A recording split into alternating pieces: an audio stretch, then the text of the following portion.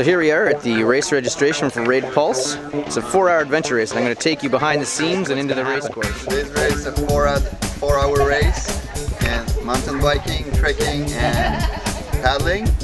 And we have an awesome course in the Gatineau hills.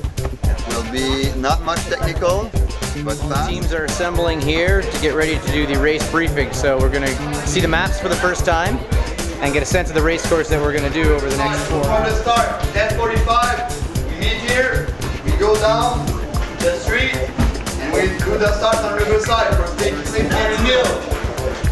Chemin hill, okay? You continue, that will become the Gatineau hill trail, ça va devenir les sentiers. Each of the maps is for a different section, basically. The top map here is going to be our bike leg, which is in Gatineau Park.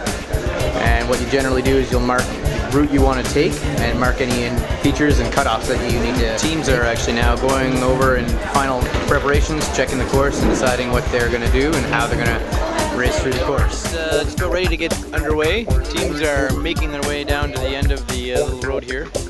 We're going to depart as a group along the main street. So the race is now underway. We're on the opening bike leg, taking the trails of Gatineau Park to get to our first checkpoint. You can see here I got my map board on my bike just to help me keep oriented. So, finishing the final climb on the bike, heading to what's known as a transition area. In this spot, we're going to transition from our mountain bikes to trekking. So now we have to find our bag in the midst of the bags to get our gear. Once we have our gear, put on our trek gear, and away we go. After a quick transition, putting our trekking gear on, we're now on the road to get to our next checkpoints, which are going to be by foot.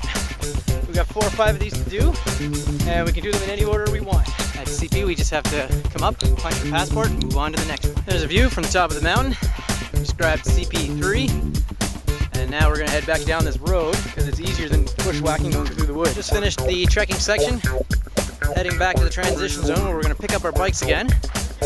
We bike straight down to our paddle. So here we are on our paddle leg now. We're just on our way to our first paddling checkpoint. We got people using canoe paddles, some using kayak paddles. Checkpoint's just up ahead. Well, for the last checkpoint of our day, we're heading off by the beautiful covered bridge by Wakefield. One more checkpoint, then we paddle back to the transition and bike to the finish. Finish the paddle, coming into the finish line with a whole big group of teams. We're going to check into the finish line, and that's it for us. And in what is definitely not normal in a post-race meal, all the racers are given delicious rotisserie chicken to enjoy.